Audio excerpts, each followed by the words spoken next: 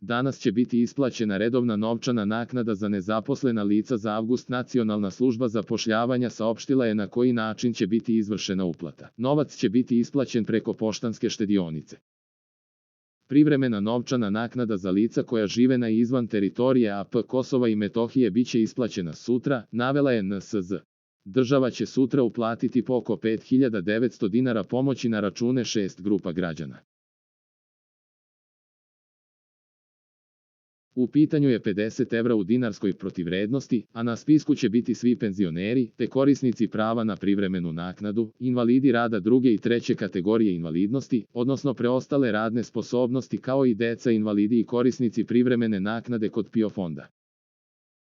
Isplata će početi 22. septembra za sve one koji su se našli u pomenutim grupama zaključno sa 13. septembrom ove godine. Oni kojima rešenja o priznavanju prava budu doneta nakon tog datuma, isplata će biti obavljena jednokratno, a po sticanju statusa penzionera ili neke od pomenutih kategorija građana. Penzioneri do kraja godine tako treba da očekuju uplatu od ukupno 100 evra i to u 3 tranše, bez prijave.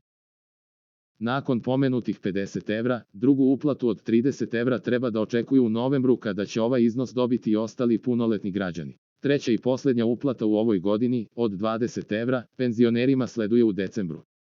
Osim ove uplate u decembru, penzioneri treba da računaju na pomoć koja će ići početkom naredne godine.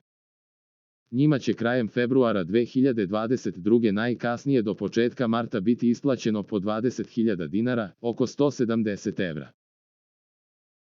Penzionere će istovremeno sledovati i godišnje povećanje primanja koje će stupiti na snagu početkom naredne godine i koje će iznositi 6% na svaku penziju.